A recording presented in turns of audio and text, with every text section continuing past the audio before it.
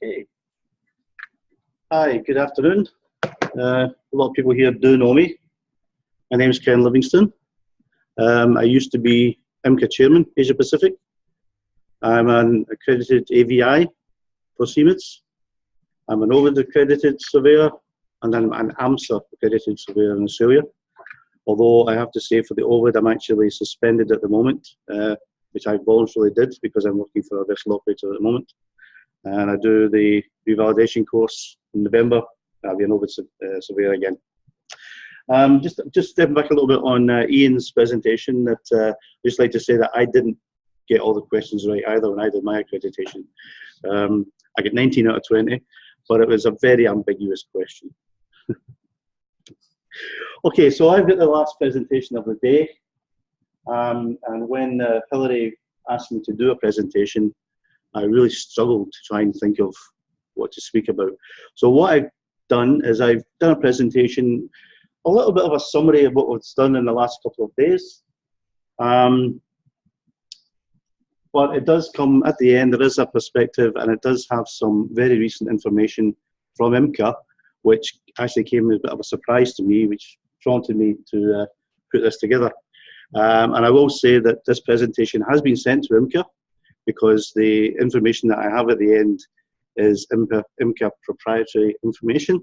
And I had a conference call with Chris Baldwin to go over it, and he's more than happy with what I've had here. So I have IMCA's approval.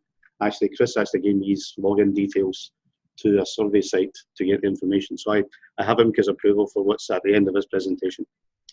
So as I say, it's a bit of a summary of the last couple of days to start with, but it does lead up to the end. So please bear with me. I've got a pointer somewhere special. I'm going to get my chief stick and wave it at it. How does it do that? Yeah, it is, isn't it? Yep, there we go. Okay, so contents, we start where it all began. Received OCIMF perceptions, the quality of reports and inspectors, and then at the end, eCMID, are we on the right track or are we too late? And some survey monkey feedback from IMCA, which is, as I say, is a bit of, to me anyway, some surprising information came out of that. So where it all began. First vessel operator managed audit systems can be traced back to IMCA Forerunner, which is a DPVOA in the late 1980s. Until then, DP trials were conducted on an ad hoc basis, usually at the beginning of a project or a charter, where the clients called in their own consultants to conduct what they considered or what they wanted to see. Nothing specific, just what the clients wanted. Vessel operators got concerned that the DP vessels were being over-tested because it was every project and different things. Systems were frequently being tested, overstressed, particularly regarding repeated vessel blackout trials, which is you don't want to be doing too often because you'll end up wrecking everything. And every client had different priorities and different expectations. So it was a bit of a strain on not just the vessels, but the vessel management side as well. So a self-managed annual DP audit system was developed, and the clients were invited to take part annually.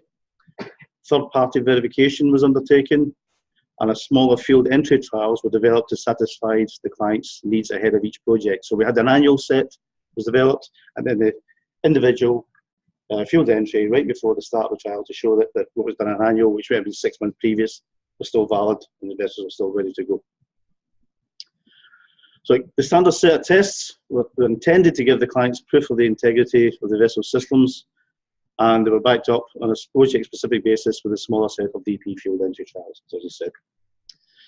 The annual DP trials were effective as far as they went. They got the vessel verified with clients. It was largely standardised. There was one annual set. The annual DP trials have successfully become a central part of how vessel operators do their business, and it's a clear example of the early IMCA success story. But the challenge for IMCA was to reproduce this in the broader scope of effective and confident ship management. In 1995, that right here, Joe? 1998. The introduction of the ISN code came into effect. However, this still did not give the clients the confidence that vessels were being operated competently in the oil and gas industry.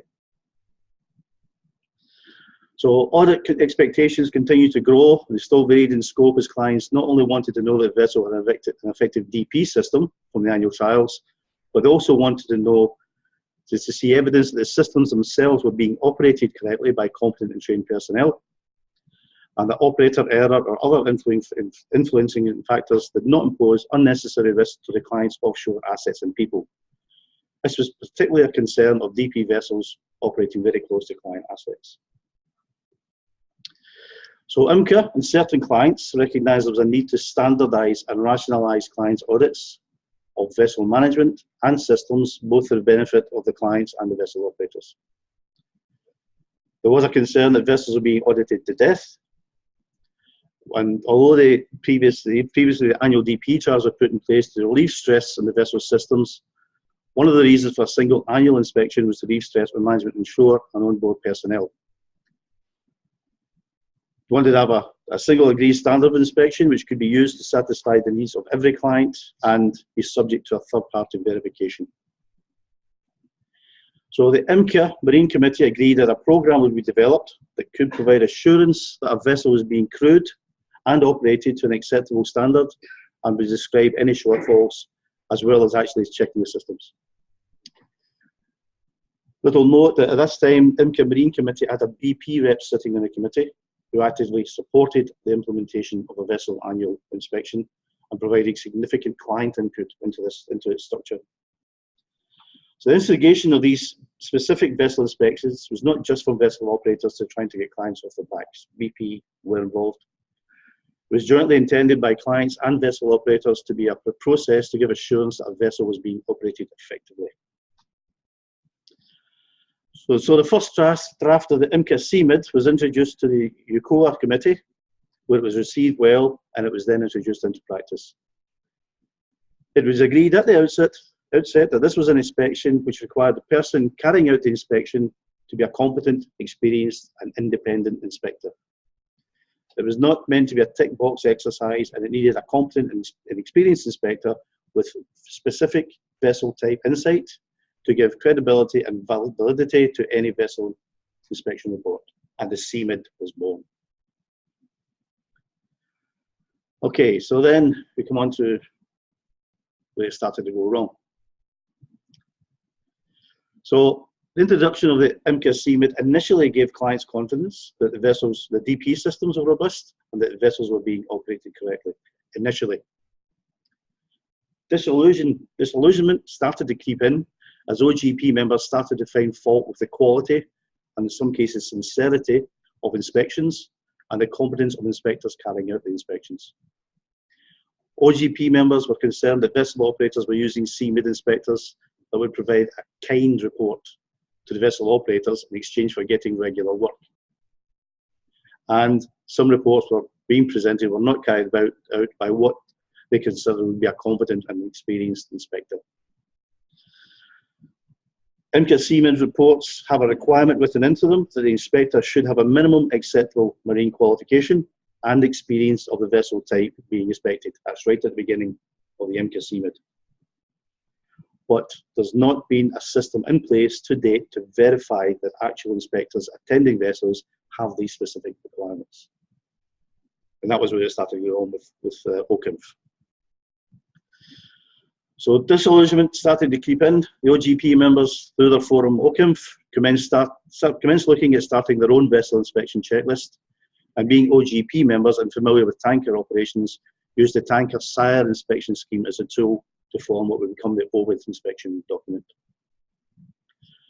The OVID inspection document in some ways mirrors the eCMID inspection document in content, but has become the inspection of choice by OGP members, because OVID inspectors are pre-qualified by OCIMF to ensure they have the relevant marine qualifications to carry out inspections.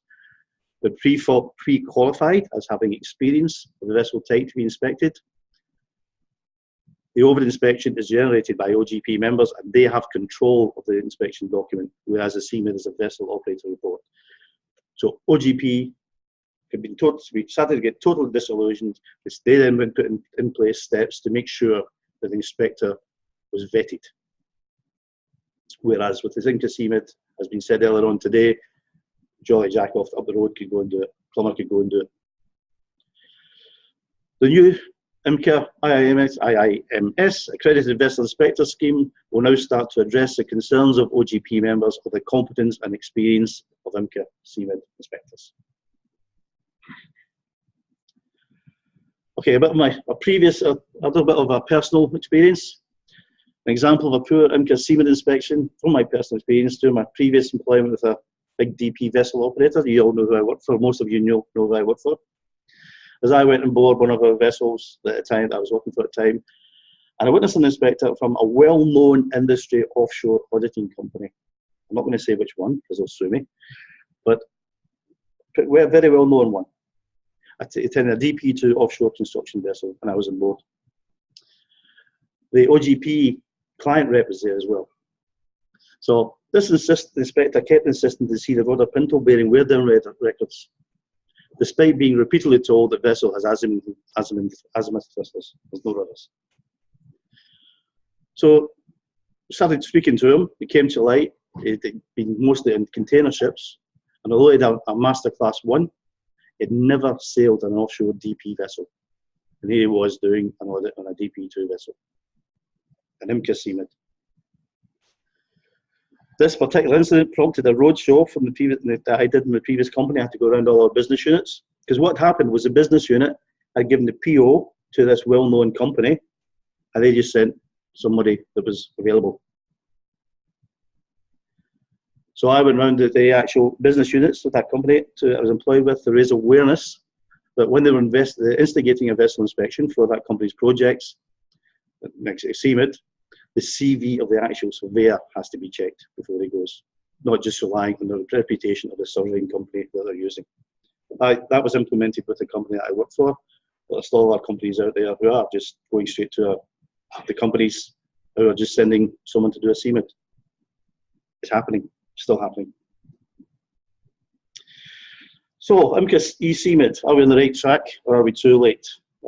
Just to step back on that again, as I said, I was chairman of IMCA Asia Pacific for a while, and one of the things I had to do when I was there was I actually had to go to an OCIMF meeting as the IMCA rep down in Perth, and I got bombarded by all the OGP members who kept saying to me, why are you still doing a eCMID, why are you not doing the OVID?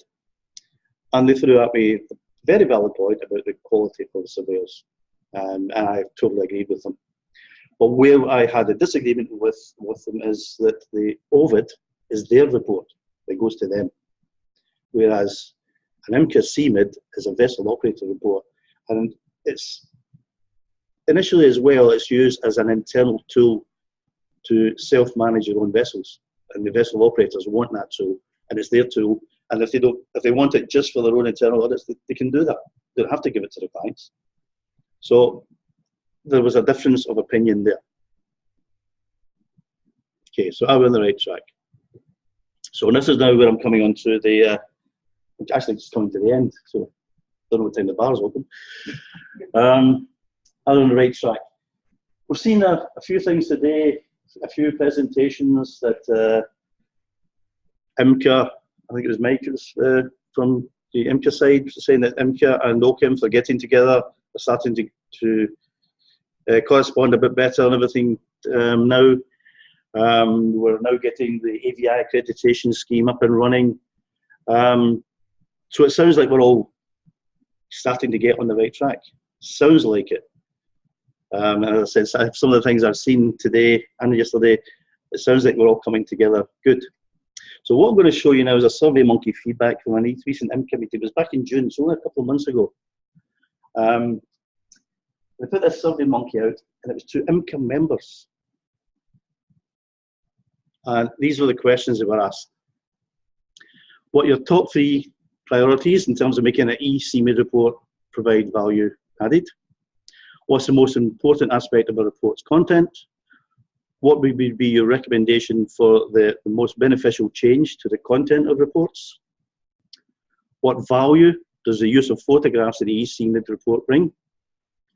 Do you think the eCMID report findings are always accompanied by objectively based evidence?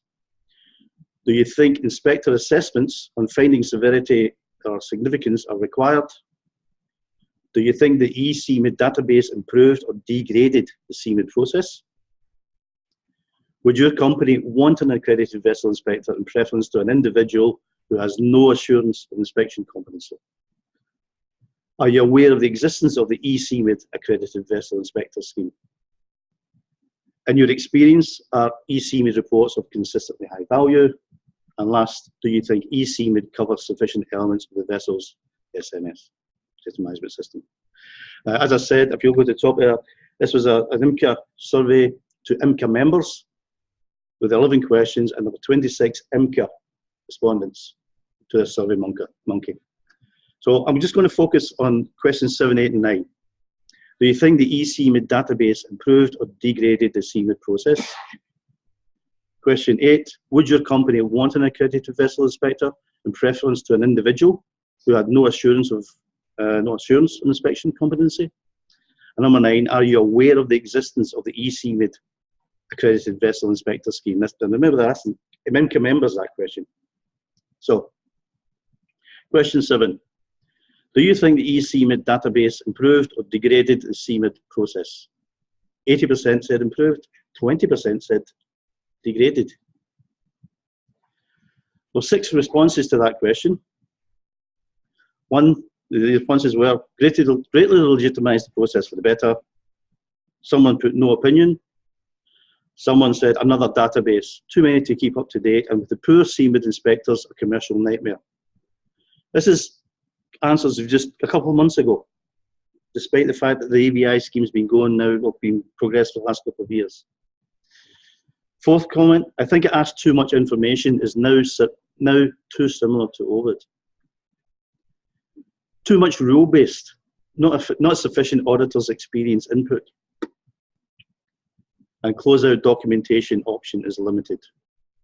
Well, you've done all the answers, so why do you need closeout documentation? So that was the answers to question 7. Question 8, would your company want an accredited vessel inspector in preference to an individual who's got no assurance, you've got no assurance he's competent? 81% said yes, 19% said no. So the people who answered no were asked to say why. Remember, these are IMCA members. Accreditation is seen as just purchasing an ID. The accreditation scheme currently makes it difficult to become and stay an accredited vessel inspector. There are lots of other competent persons that can perform a good eCMID inspection without all the hassle of gaining and maintaining accreditation. Just training with certification seems good enough to me. I think whoever wrote that answer is missing the point. We've got OGP pushing the OVID because they don't see any actual verification of the auditor's competency. Now, the answer was it depends on his knowledge. Well, again, that's not going to keep your local clients happy. They'll just push for the OVID. Someone wrote accreditation does not mean much to me. That's an IMCA member putting this. Depends if the non-accredited inspector is known and the quality can be maintained. Again, if you're a UK member, if this is a UK IMCA member and he knows somebody that he's happy with, and he goes and does it, then the ship goes to West Africa, to Total, and they go, I don't know this guy, I don't know if he's competent. They're going to say, give us an OVID. Anyway. They're missing the point. But these are IMCA members. Yeah, but who in the organisation ends? It's the people who are going to the IMCA meetings. Are you sure? Yes, this is the people that actually, that goes out to the IMCA members that go, that are actually at the IMCA, they're registered. It was actually, I was at the seminar, it was Chris sent the question out to people that were registered at the seminar, before the seminar. Yeah. So we sent it to them the week before we turned up, and then we gave the results of the seminar. Yeah. Okay. People who registered to go and were interested in participating. Sure. Okay. Last one, nearly finished. This is one that really gets me. Are you aware of the existence of eCMID accredited vessel inspector scheme? Now, how many times has this been spoken about at all the IMCA meetings over the years? And this is an IMCA, going out to the IMCA members, correct, Mike? The IMCA members that were going to the seminar? Yeah. And it was marine, it wasn't ROV or No, marine. yeah, marine. 20%, almost 20%, 1 in 5 said they were not aware of the eCMID vessel, accredited vessel inspector scheme. That's within IMCA. So I've been hearing the last couple of days that how we're all starting to get aligned. We're getting to get to the assurance stage. It's been talked about. Everybody's realising it. We're still seeing 1 in 5 IMCA members don't even know there's an accredited vessel inspector scheme. Which yeah, well, they wouldn't have answered. They can't write. But that gobsmacked me, mate. That really gobsmacked me. So it's my last slide. There was 80 people with the name down for cinema. Only 26 was. Yes, I did notice that the numbers. I thought the numbers were a bit low as well. Yeah, but this is my last slide. Almost 20% of the IMCA members who responded didn't even know about it, and to me, IMCA's not getting there yet. I don't think they're still not got the focus right of where the OGP members are to pushing for the OVID, is because we're not getting our act together within IMCA to get the accredited vessel scheme up and running. And I've been hearing that it's now that we're talking, they're trying to get it aligned and things, but if the actual IMCA members can come up with that sort of statistics, still a long way to go. And I say this is a perception. IMCA's allowed me to put this information up. It's my perception.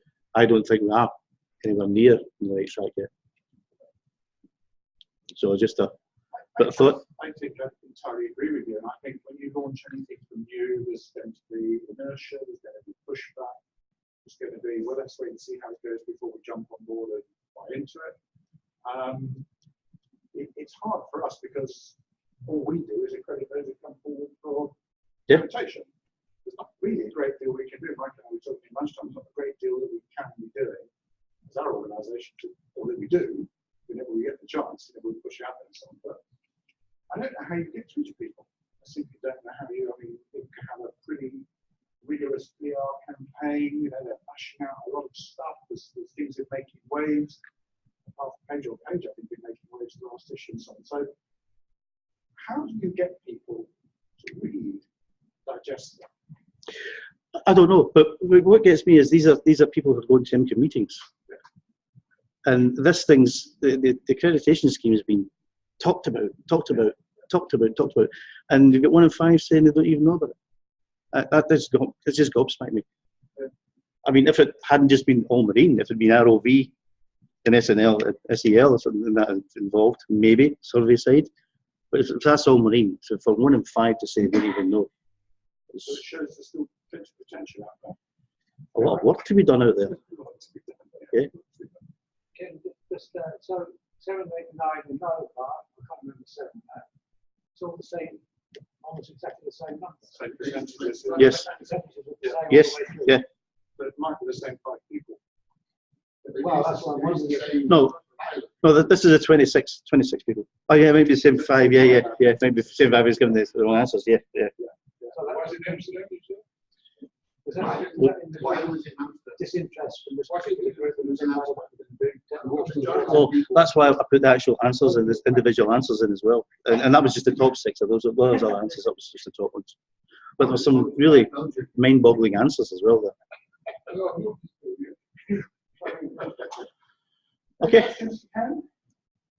No, thanks very much. You just wanted the battery open, don't you? Just as a sales pitch, that exact seminar that we had in Amsterdam in June is going to be running in November. Okay. It's a half a day to and he's going to run Chris as well. He's going to run a similar survey question. Okay. So I would urge anybody who's interested to attend the marine seminar. It's a 2-day event, half a day. So there's a half a day on BP incidents, half a day on marine investigations, half a day Okay, well, if anybody's coming to that, there's the questions. No,